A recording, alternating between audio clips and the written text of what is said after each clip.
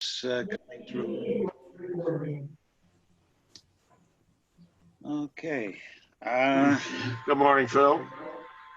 Good morning, guys. See, we've got 23 participants, a little less than we normally have.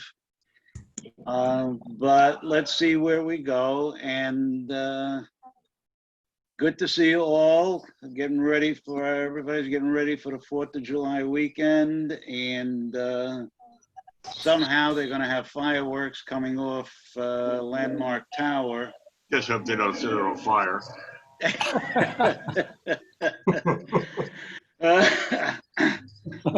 I really don't have anything to report. I may have to leave the meeting today abruptly. If I'm waiting, I'm gonna get a phone. My wife should be coming out of the hospital today, and things are starting to get much better for her. That's good. Great news. So that's some good news for a change. And if anybody else has got anything to say, I'll be back right in a second. Okay. Has anybody eaten in any of the restaurants recently? No, I'm still isolating. Okay. I've been to the restroom. Not again. The Parkway Diner has their parking area with about 8 or 9 tables there. Yeah. They're very well spaced. Everything is clean and well done. We've eaten there a few times. Good location. I was there too last week. Good. Has anybody been Jerry, did you sing there? I tried, but they turned me off. I've been to Elm Street. On Bedford Street, and the week before at Bar Russo on Spring Street, and they're spread out far enough.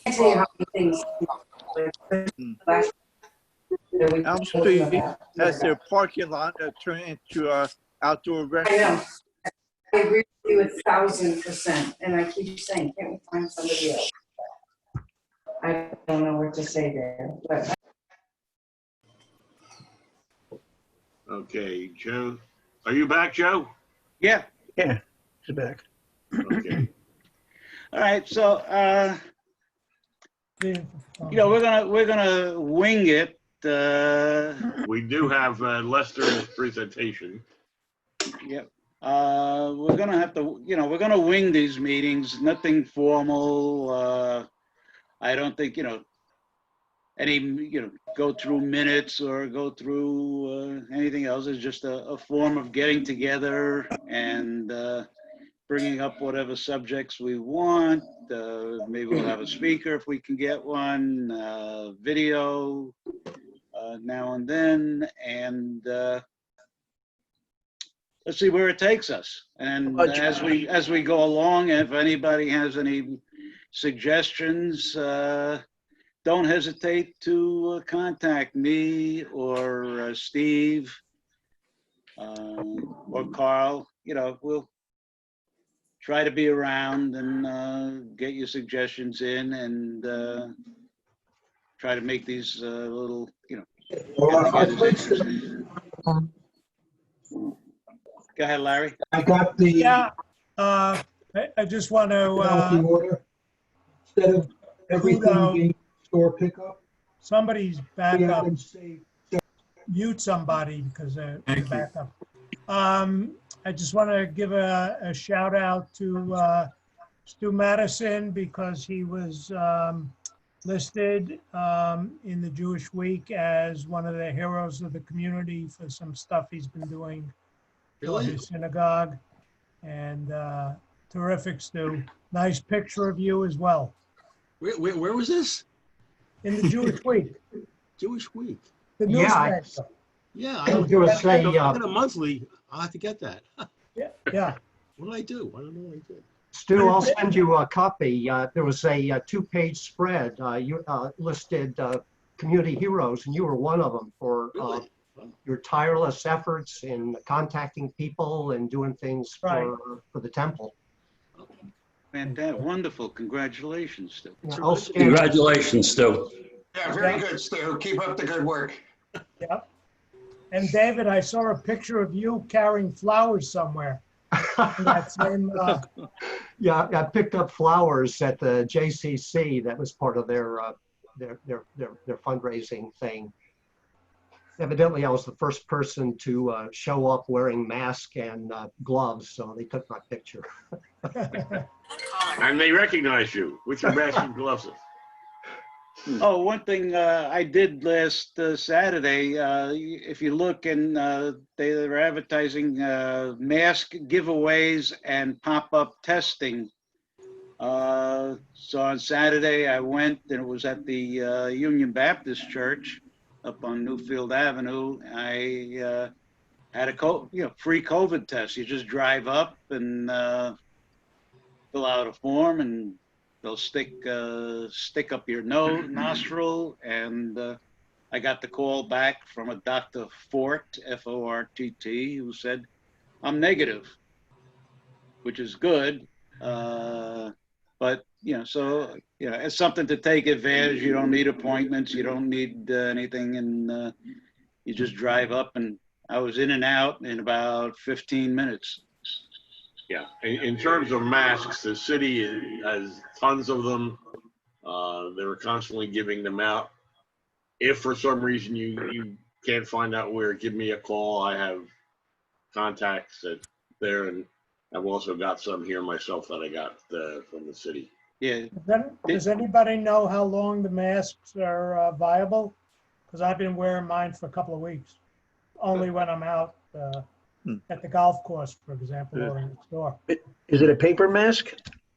It's one of those blue masks that everybody seems to have. Yeah, yeah. Oh, it's paper. Supposedly it's only good for a few days, really. Well, again, it depends upon how you use it. I mean, if you just... Yeah. No, I mean, you could rest it, right. If you use it one day and then 3 days later, it's fine. Supposedly you've got to give it a rest. Yeah, I mean, if you just go into, like I go into Trader Joe's and I'm in there for 15 minutes and I come out and I take it off, I mean, I'll use that mask, for quite a while. But if I go to the hospital and I'm sitting there for 4 hours, yeah.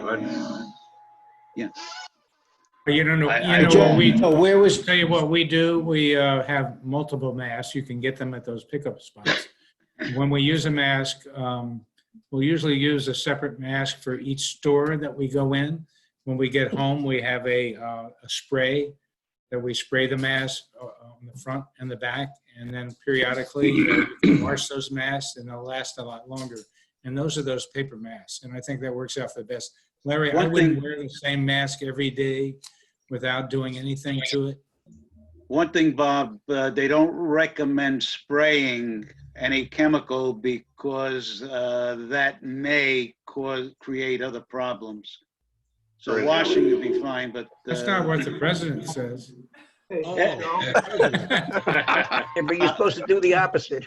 If anybody wants a cloth Hey, mask...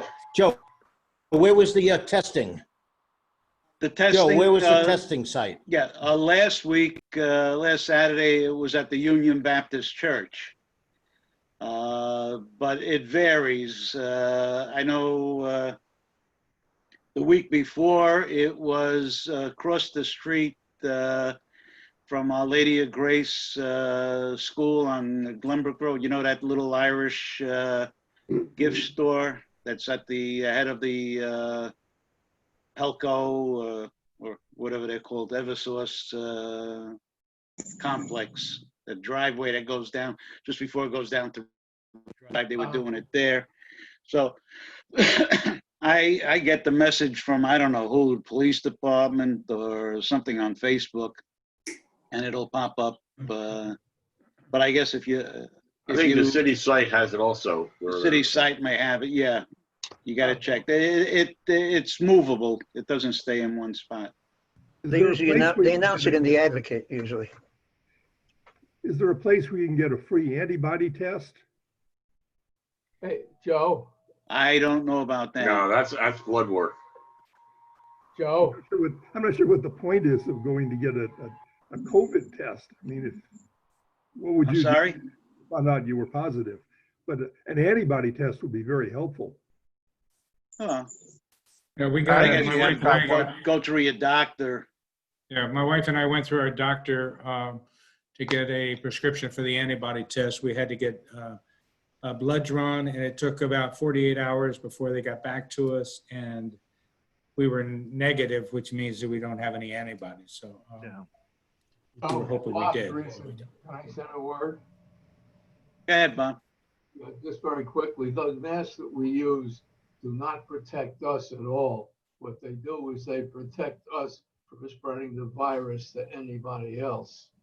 The other thing, if you're looking for testing, Greenwich Hospital, if you call their COVID coronavirus line at the hospital, they will make an appointment for you and they will keep it. And my doctor was notified in less than an hour as to the results. Oh, yeah, but you have to get an appointment and everything else, and you have to get the thing. This here is just a drive up, and they let you know in 3 or 4 days. But you know, so you don't need any appointment. It's easy enough. Joe, I just went to, Steve said, stanford.gov, and it's COVID-19 testing, and then they give where they're doing it, and then there's a phone number. Actually, call Stanford Citizen Service number, 203-977-4140 to find out testing sites in Stanford. That's 203-977-4140. Yeah, that's the Citizens Service number on from the city. Okay. All right. Anybody else have anything of interest to bring up? Joe? Joe? Yeah. Please raise your hand. It's so much easier if you raise your hand. Sorry. Okay. Howie? You? That's Howie. Yeah. Go on, Howie. Okay. I had that COVID test at the hospital, and just be careful. I ended up getting a bill from the hospital for $1,400 for this test. Oh, God. 1 week after I got the notification from Medicare that they had paid for it. So be very careful. They don't know what they're doing. So if Stanford Hospital ran to one at Union Church, Union Baptist, you could be open for it. Just wanted to tell people, be careful and watch that. Thank you. You got plenty of money, Howie. Arcady. Yes. Who knows telephone number of Bill McGear who arranged fishing trip? I sent money to him, but I need directions and he doesn't respond to my email. So I want to call him. What is his number? Do you know? Who is that?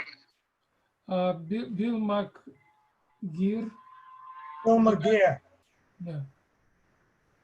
I couldn't hear that. Bill McGear. Contact Bill McGear. Yeah. Bill McGear? Yeah. And what happened? I sent money for the fishing trip, but I need directions, and he doesn't respond to my emails. So I need his telephone number. It's on the SMAS membership list. Yeah, but he may not have that. I don't have one. Can you send to me his number, Larry? I will appreciate it. Right. Joe, I have something. That's Alan, Yeah, right? go ahead. 10 o'clock this coming Saturday, July 4th, at the Historical Society on High Ridge Road, they are reading the Declaration of Independence. So I will be there for that performance. Oh. Are you going to read it? I don't have it all memorized. Oh, okay. Alan, where did you say that's taking place? At the Historical Society, which is on High Ridge Yeah. Road, near the Nature Center. Yeah. It's the building around the back, the building that they moved up there from downtown. Yep. And social distancing, everything else applies. What time is that? 10 o'clock Saturday on July 4th.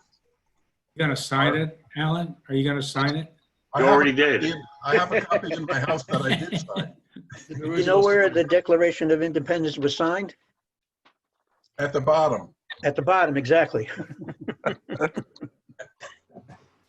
Those are the two jokesters.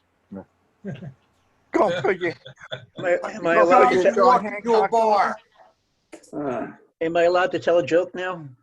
Not yet. I just want to, just for those golfers, Sterling Farms is still the busiest place in town.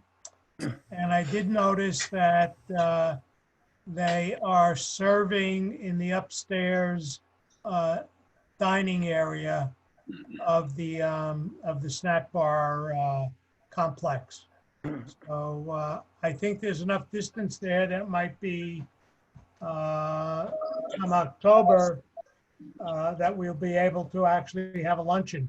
So stay tuned, and Howie and Brian will, I'm sure, give us more feedback as the summer progresses. Thanks, guys.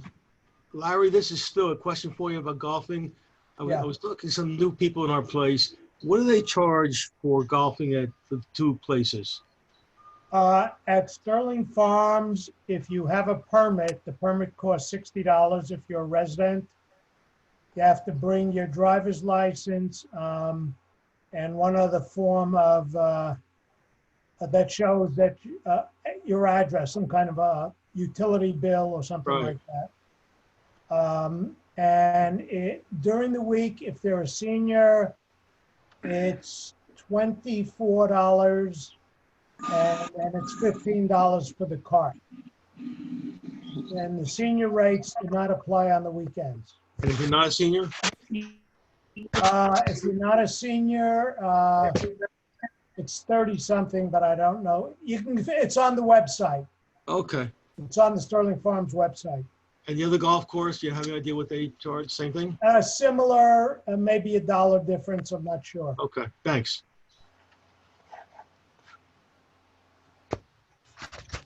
Jared, did we want to get into the video? We got about 46 people. Yeah, might as well. Okay. Lester? Yes. I'll let you and David take it from here. Okay, we're off. Today we're going to give a presentation about a documentary that I showed at the senior men's meeting in April of 2019. And it happens that that documentary got legs, and we received some funding from the city, and now it's being produced by a regular film video production company. So I got interested, as I'm a native of Stanford. I was born here in 1929, and my grandfather had a used furniture store on Pacific Street. And I remember in the 8th grade, they had a guidance counselor whose name was Kermit Schulman, and high school was a 4-year program. And he gave you, if you so desired, an aptitude test. And I went for it, and a week later he came back, said, you should find a career in retailing. So in high school, I worked in the Stanford department store, and that was near St. John's Church. And across the street, there were 4, 5, and 10s. And a Grants. And when I did the documentary at the government center, one of the young people raised his hand and said, "What is a 5 and 10?"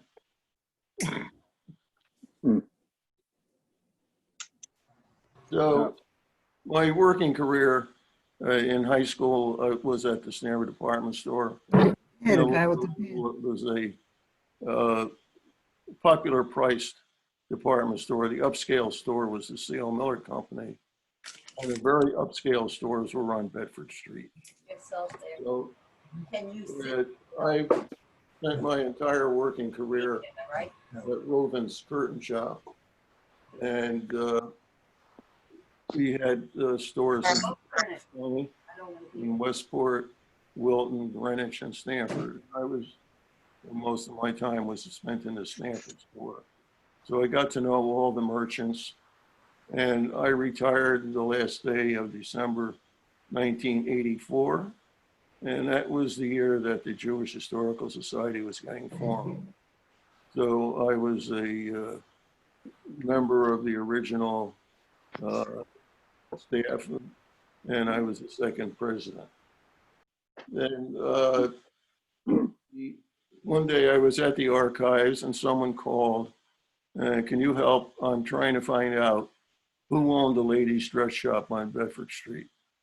At that point, I realized that we had documented lawyers, doctors. We did oral interviews with about 300 people, but we never did any downtown merchants.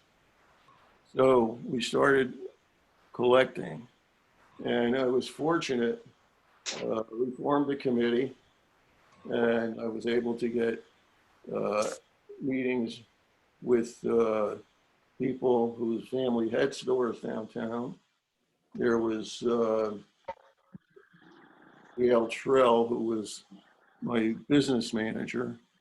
Her father-in-law was Max Trell's, the hobby shop, and then became Acme Printing and a selling company. And Gail was the business manager. She made the appointments for committee meetings. We met every Wednesday at our archives, and we would go through pictures and decide which ones to use, because we were told that you don't want to run a movie more than 75 minutes. Possibly you could extend it to 90, but no longer than that, because people get bored watching the documentary. So we hired a graphic designer. His name was Bob Callahan, a local man, and he took the pictures and he enhanced them. He, what we said, he took the schmutz off, and he designed the graphics around them. And we thought we had a really great show. And I showed that at the ARP, St. Leo's, a couple nursing homes. And then we were lucky enough, when we were at the government center, one of the people from the city said, "You know, there's a grant available from the Community Arts Partnership Program. And you have something here that I think would be of value for that committee. You want to apply for a grant." We did, and we were successful. So now we had to change our venue, because with city money, we weren't only going to do the Jewish community, we were going to do every community. And we decided that we should hire a regular film production company. We interviewed 4 different people, and we selected a woman from Norwalk. It's called Aries Productions. And we approached the theater, and they were interested, but they said we have to see a trailer first to show our board to be sure that we want to put it on the screen. So it was scheduled for June 14th. That was the Sunday before Father's Day. And I don't have to tell you, the theater was closed. So the film is still in production. We're getting near the end. And hopefully, if the theater reopens soon, we will pick a Sunday and have a showing there. We will have DVDs available of the program. And also, I have to do a shout out for our committee. Was Arnold Yellen, his family had a photographic studio downtown. Barbara White was from the Sackman Glass Company. Well, I mentioned my business manager, we were a team. I have to give her credit, we worked well together. And then I spent most of my time at the Stanford History Center. Ron Marcus, who was on our committee, I asked whether he had pictures of stores. And he said, I have something that I think would be a great value. And I'm really happy because Colton Seymour and I spent a year and a half at the Urban Renewal Commission offices scanning their photographic collection. The government required the Urban Redevelopment Commission to take a picture of any building that was going to be touched by urban redevelopment. So that worked to great advantage. We used, and I have referred back to that because now we're expanding pictures, and we're, at this point, we're looking for African-American store owners. I found pictures of a few stores, but we don't know of any descendants around that could be interviewed. So if anyone knows of any Black people that have at a store. And then we are going to do a joint exhibit with the Stanford History Center on remembering a family store.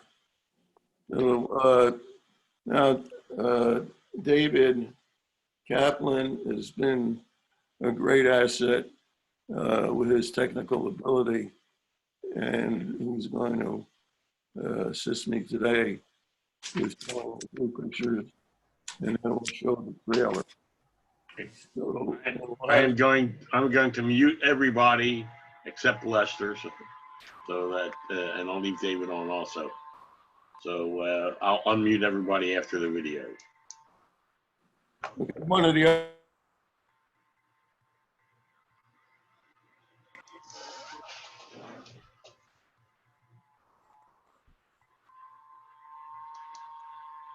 Lester, you're going to have to unmute yourself. Lester, you're still muted. I thought I unmuted him. Okay. Yep, Okay. he should be unmuted. Harps Hardware, still run by the two grandsons, the Fogel boys, David and Mark, in Glenbrook. And this was the second location that their grandfather had. It was opposite the main post office on Atlantic Street. Next. This was on Pacific Street. Pacific Street was a mix of ethnic businesses. It was probably half Jewish. There were 3 kosher markets. There was 2 or 3 taverns. One was Laurenti's, another was Duffy's Tavern. There was 3 paint stores, Wise's paint store, and David Wise is on our committee. And you can notice there's sawdust on the floor, and the man with the black coat is the ritual slaughterer. And I can remember you went in the back room and there's a person there plucking the chickens. Next.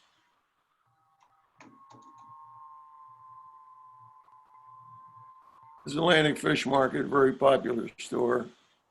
And this is what Bob Callahan created with the frames around and the logo up on the top. Did a great job. So, produce and fresh fish. Next. This is an interesting shot. That's where I worked when I was going to high school, Stanford Department Store. And you can see the trolley tracks and the trolley. The tracks were torn up during World War II, were the war effort, and they were reclaimed. And one of the interesting things I remember, I worked in the basement. That's where the housewares department was. On the sidewalk, there were these like 3-inch glass discs so that the light would come in to the basement. And of course, that was before we were very legit. We weren't suing everybody every time somebody fell. But eventually they found when it was raining or snowing, it became too slippery. So they had to take out those glass discs. And if you look north, you can see the library, and it was what they called the good old days. The roadway was blocks. It wasn't concrete or macadam. Next. This was the block of Atlantic Street that we were in a Daisy Kitty shop with Joe Weinkraut. It's an interesting story. We used the Fidelity Bank. It was a different day. You went in and you said to Mr. Thayer, I need $5,000 next week for paid bills. And that was it. Okay, it'll be in your account. No paperwork. Well, at Fidelity Bank, we all make night deposits. The night deposit, of course, was on the wall, and across from, on the sidewalk, was a mailbox. So Joe went, and he had the mail in one hand and the bag for the night deposit in the other.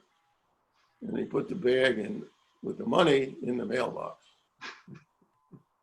So from then on, he was hiding the money in a box in his basement.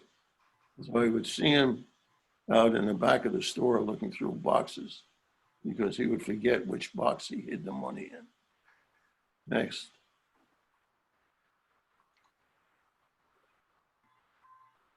This was Frankel's. It was a family clothing store. They had a fur vault in the basement, and upstairs in the men and boys department, they had a Boy Scout department where you could buy uniforms. And the newspaper article was for the Jewish New Year's, and the top 10 stores are ones that would be closed for one day, and the bottom 6 or 8 are the stores that were closed for 2 days. And another thing that was a pleasant memory was in July and August, all the independent stores closed Wednesday afternoon to give the employees a chance to go to the beach. Next. This was the last location of my store. It was Rovin's Curtain Shop.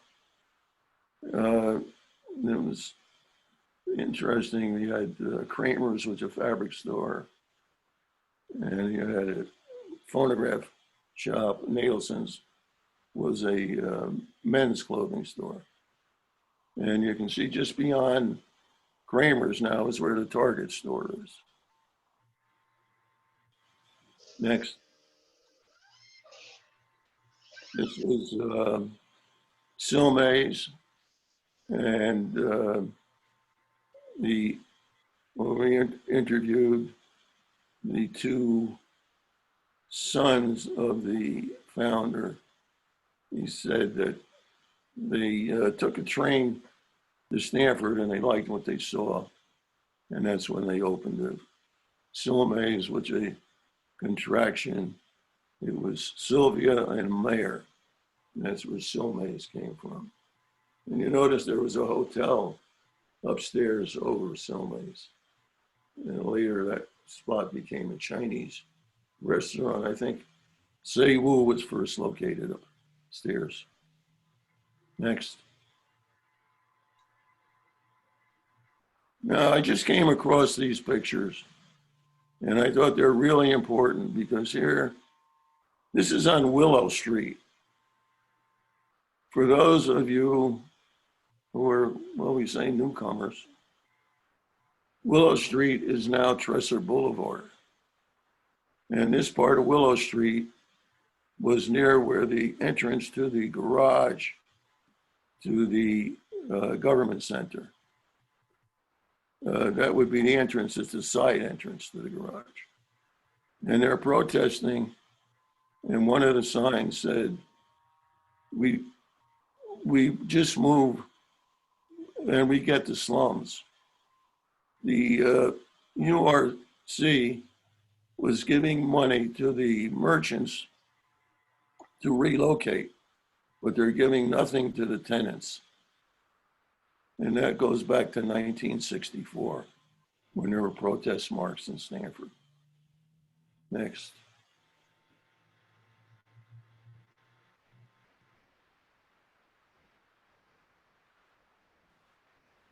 There were beautiful homes on that street. And they were mostly occupied by Black residents. So it was unfortunate. I think later on when they built St. John's Towers, they did give priority to some of those people, but a lot of them moved to Bridgeport. Next. This will give you an idea of what happens when they're busy with demolition. The houses were not derelict, they were in reasonably good shape. But down they came. Next. That's it, Letzer. That's it? Yep. Okay, we're available for Q&A. Anybody has any questions, David and I will try to answer them. Alan. One of the things that I remember coming up to Stanford in the early 60s, we used to come up here for first run movies. Actually, two things. One, the 6 theaters, movie theaters that were available, and all were playing Broadway first run movies. And then the other thing I remember is getting off exit 6 and making a wrong turn instead of getting off at exit 7, and I turned right. And I passed these luxury apartment buildings on Selick Street that had balconies, had beautiful views of Long Island Sound. And later I was to come to learn when I started working up here that that was Southfield Village. And, living in a 3-room apartment in a Bronx apartment house with the view of the streets, Southfield Village looked like luxury, luxury living. So, those are my first impressions of Stanford. Aside from coming up for first run movies, another place that the Stanfordites will remember is Ladden's Terrace, which was a great place to take a date. Yeah, except you had to be 21 to drink. Big bands. we were 18, 19, and 20 coming up. So we could drink in the city. You didn't have to come up to drink. If you want to talk, just raise your hand and Joe will recognize you. We're ready for the trailer that we produced for the Avon Theater. Yeah, Alan Soskowitz is I have something to contribute. Yes. You know, I'm on the board of the New Veterans Park, and the project manager of the park comes to our meetings. And when they were putting in the part of the park that's closest to the mall, which they hadn't previously touched until about 6 months ago, because they were all on the other side, they actually dug up the tracks, the trolley tracks were buried beneath everything in that part of Veterans Park. And I said, you can bring them to my house. I'll find something to do with them. It'd be kind of cool thing to have, or display or put someplace that these are trolley tracks from Stamford. And somehow they just plain disappeared. He paid no attention to me at all. Just thought I would contribute that. Must have had a one-track mind. Oh, God. Let's see the trailer. Okay.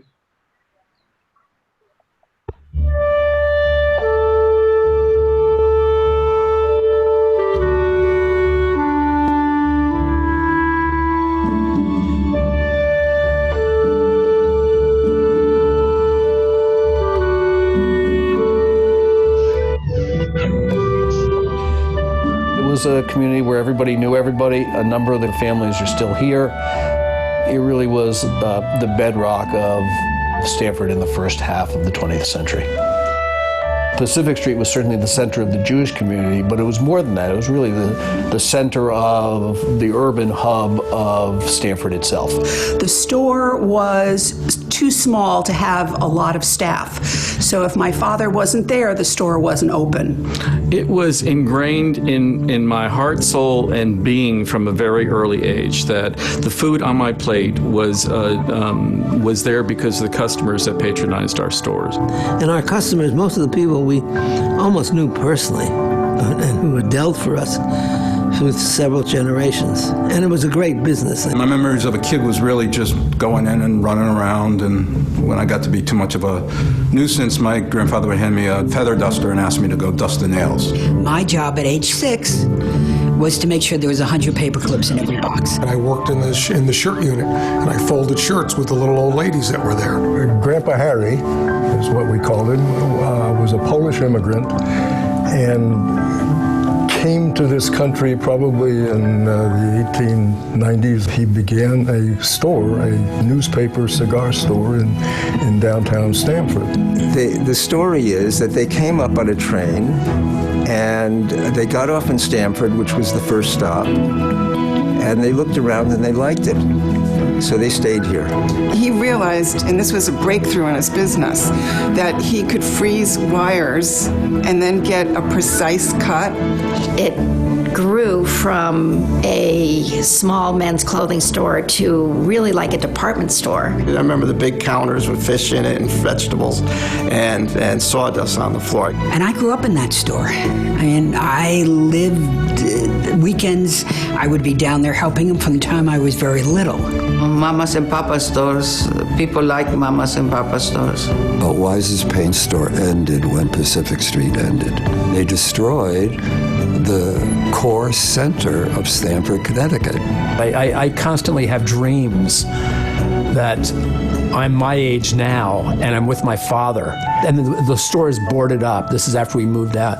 And he opens up the door when it was on Worth Street where we had our workshop, opens up the workshop door and I walk in and there's everybody. And it's just like, wow, they're all here. It's a nice and it is. It's a wonderful dream.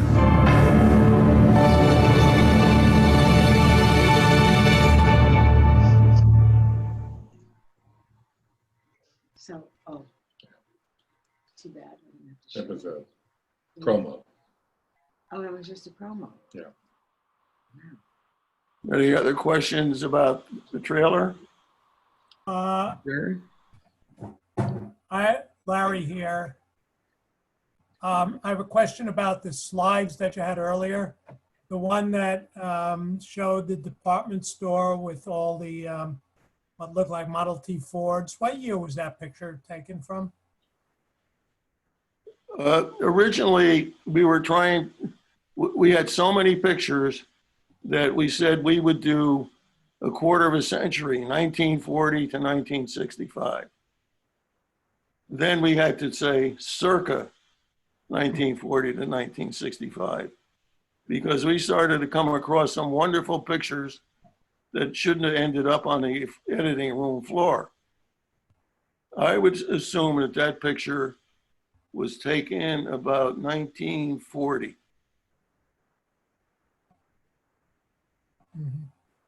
Lester and David have a question. What about Keo hardware store, who used to be on High Ridge and recently shut down? Is that old established? Was this old establishment or no? No, it was not an old establishment. And we confined this particular project to the immediate downtown, which is around the old town hall, Atlantic Street, Pacific Street, West Park Place, Park Row, streets that disappeared when they built them all. And the merchants vanished. Most of them did not reopen. Keo's, as an owner, was recent. It used to be Turner River Hardware and was owned by Zezima. But that wasn't a downtown hardware store. Lester, when I came here for a job interview in 1959 with my bride, Joan, I left her at the Ferguson Library and had an interview at Barnes Engineering Company. And sorry about the telephone. And when I got back, she looked at me and she'd walked up and down Bedford Street and she said, "You brought me to paradise." Bedford Street was a wonderful, wonderful street. And then the mall came and everything went downhill.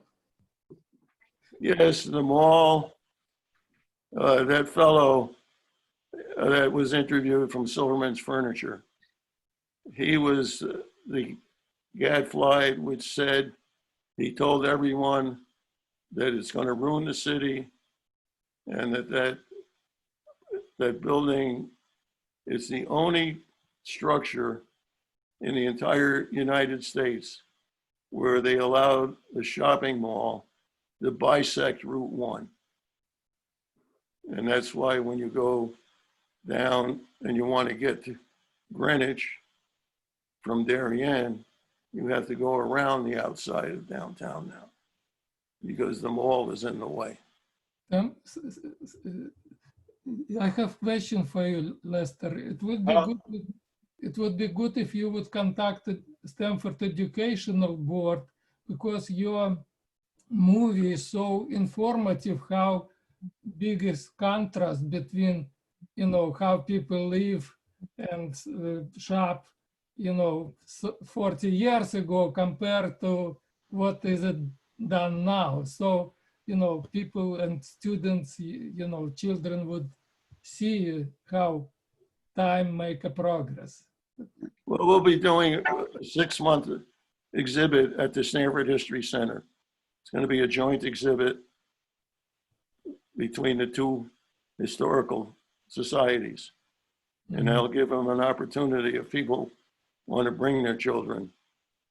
We'll have artifacts from the stores.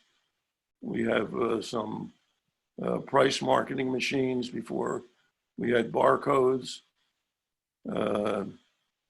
I have a Vari-typer, which was a huge electric typewriter that they used to print signs for the window displays. And it had a rotating disc on it, not a ball, but a disc with 3 different size fonts. And you push the lever depending on which size font you wanted to print. Okay, guys, I just want to remind you, don't jump in. Let's wait until you're called. So Jerry Kranz. Okay, Larry Holtzman. I said my. You're muted. Larry Holtzman. Lester, what is the oldest restaurant that is still in existence in the downtown area, if any? Well, what do you want me to say? The Cheesecake Factory? I really can't think of anything offhand. It's been around a long time. Might be Curly's. Yeah, but that's not the same owner. The Curly, his name was Swenson, and now the two Greek ladies. It was interesting when we interviewed them. The city just wanted to acquire the property, and they offered them $300,000, and they said nothing doing. Then they offered to give them a restaurant in that apartment house that's on the corner, and they said no, we don't want that. We'll if you offer us 600, we'll look at that. Ends up, this lawyer who was a customer there represented them pro bono. They won the case, and it cost the city $6 million in legal fees. Okay. Howie. My father-in-law owned a ladies' shop called the Polka Dot Shop on Bedford Street. And they had an organization. Bedford Street in those days was like Fifth Avenue. They had all very nice upscale stores. Then all of a sudden, they were told that a brand new type of McDonald's was coming in, an upscale McDonald's. Well, when that came in and the crowd they bought, Bedford Street went down the tubes as far as that type of store. And you can see what they have now. It's all small shops, nice shops. The restaurants are great, but that's what brought down Bedford Street, not necessarily the mall. The mall was like the final step, but that bringing in a McDonald's was like the first step that killed Bedford Street. Thank you. Howie, before McDonald's, it was an upscale ladies' dress shop called Donna Henry. That's correct. And they had something Miller there. They had a bunch of great stores there. Well, I'll name a few, so I'll trigger your memory. Going up from Donna Henry, there was a Singer Sewing Machine, Bedford Jewelers, Stotler, the locksmith, Hans Greiner was an upscale bakery. That's correct. And then there was a Gristides and the Bedford Drug, Miller's Lilliputian, Bedford Teen Shop. And on the other side of the street, there was the floor covering shop, and there was Hatches. It was a big ice cream parlor. And Keel, another ladies' dress shop. But what about how about Greenberg's? Yeah, Greenberg's was up by the main post office. And then they moved to Bedford Street. And actually A.S. Speck, the cheap shoe store, moved to Bedford Street. They used to be on Atlantic Street. And the Heidelberg restaurant. The Heidelberg was also opposite the post office. Yeah. Okay, Dave Kaplan. Yeah, I just wanted to mention, you could tell from that trailer that the production values are extremely high. The producer, her name is Marge Costa. She's an award-winning producer and director. She's had films on PBS, number of awards. She's the creative vision behind this film. And so we're very lucky to have gotten her. And she has jumped in fully. And it's interesting. I mean, she's out in Norwalk, but she's done some pretty big films. But I think she is so excited about the opportunity and what this film means locally for Stamford that she's doing a lot more than we had figured. Lucky to have her. Wait till we get the final bill, David. Yeah. David or Lester, what is the length of the film, actually? Well, it's still in progress. I think we'll end up being between 75 and 90 minutes. It will not exceed that. What's interesting, on the trailer, you'll notice it had the picture of the store. And that was done with a green screen. If you're not familiar with that, the production company sets up an actual screen that's green in color. And when the folks are interviewed, that's the background. Then when they take it into the computer room, they can take the subject and put their store in the background. So we started off with one day, Marge interviewed about 30 people altogether.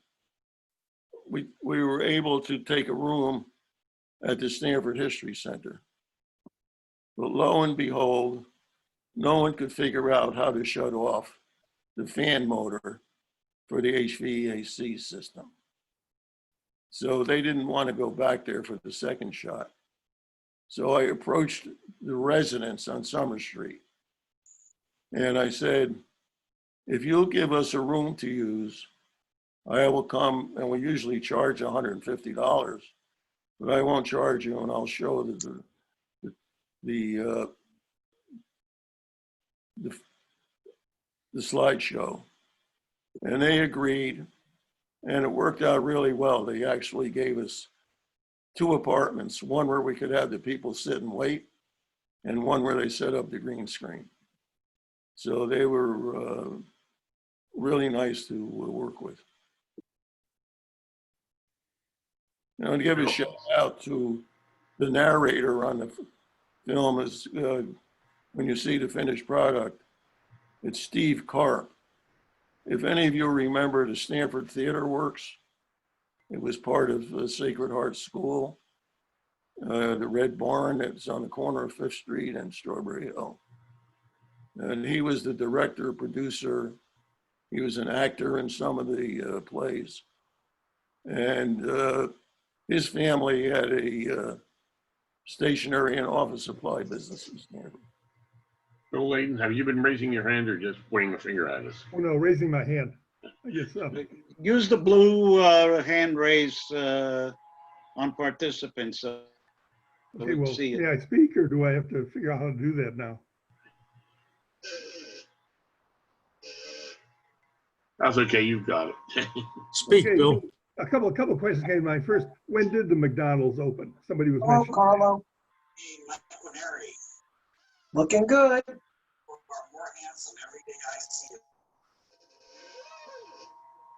When did the McDonald's open? I would guess in the 70s. Okay. And then secondly, right now there's a big parking lot and parking structure east of Bedford Street. Was that there when all these other stores were there? No, that was built in conjunction with the mall. Did people then just park on Bedford Street, or was there some parking lot somewhere where people could go? Well, there's that parking lot on Spring Street. Okay. But one behind the library. Okay. Yeah. Okay, that's all I have. Parked in Caldors. That was one of the problems, was parking. That's why I think Ridgeway Mall had a number of stores there. That a couple of stores moved from downtown to Ridgeway initially.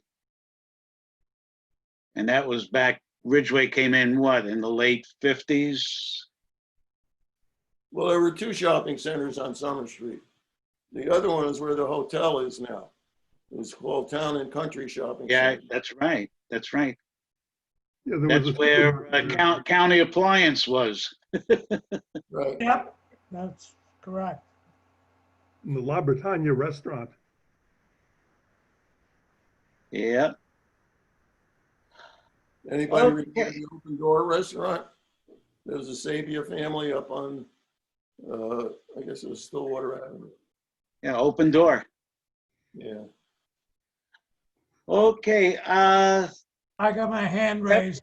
Okay, go ahead, Larry. Yeah. Last In one of the still shots, I noticed parking meters. Look, when did parking meters come into Stamford on the downtown streets?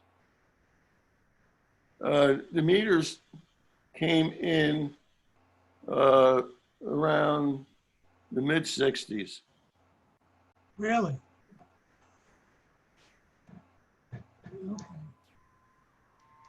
Okay, before we come to an end, I just want to ask, and maybe just show it a yes or no, we're going to continue these meetings, and we'll, we're going to,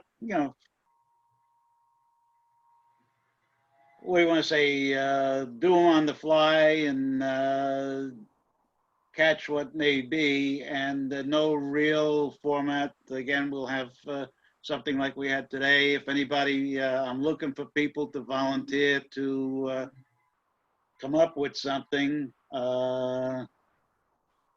whether it's some subject to discuss, Stanford related, whatever.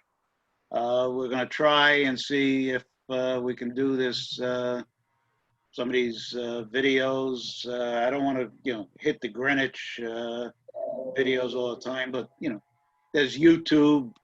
I think Dick Fisher, you indicated that there were a number of good YouTube videos. So if you want to compile a list and get it to us, or, present them a couple of times during the summer.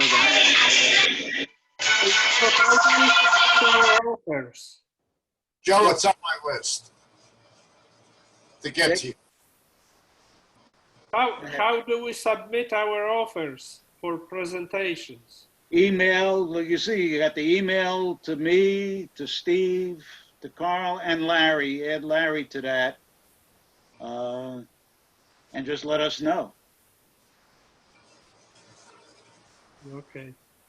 That's the easiest way. Just send us an email that you want to do something, and then we'll, like everything else, we'll work it out. I mean, you've got some great travel videos and travel photos.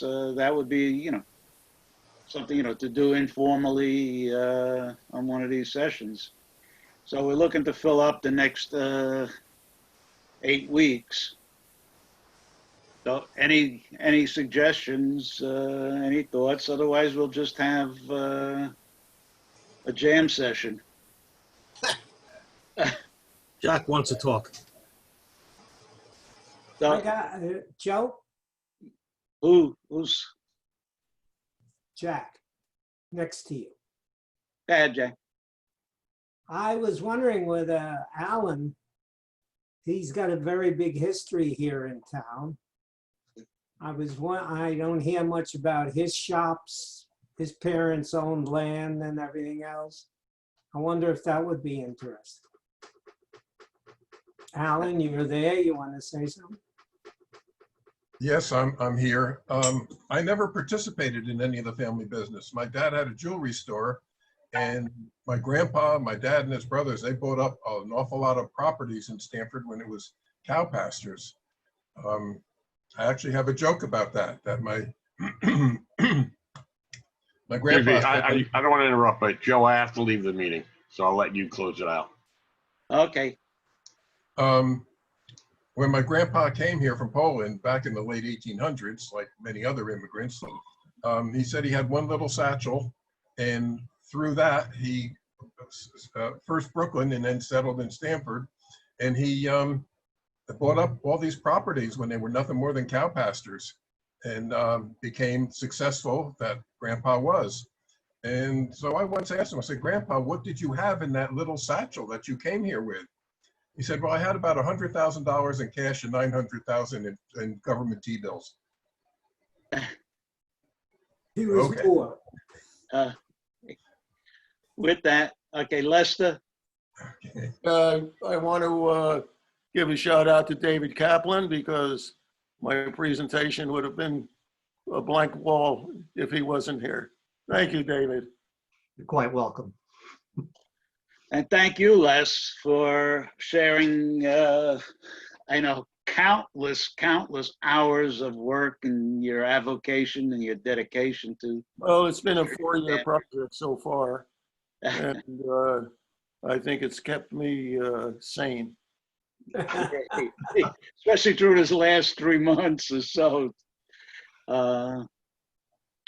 Okay, so yeah, just hit the yes button or no button if you want to continue with these meetings and as we go through the summer.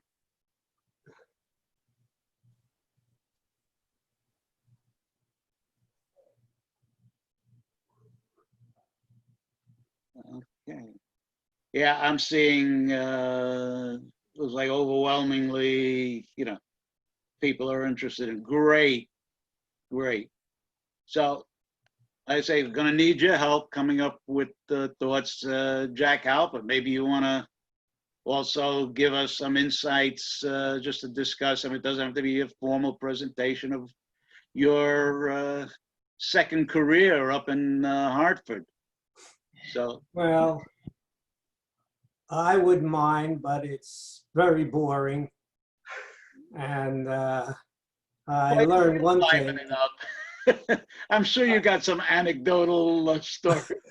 I learned one thing, doing real sessions with this Zoom is very difficult, especially when it's hard, you're hard of hearing.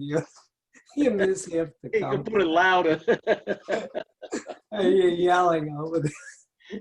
But anyway, they're closed up in Hartford. I don't know when they're going to open up, so we'll see.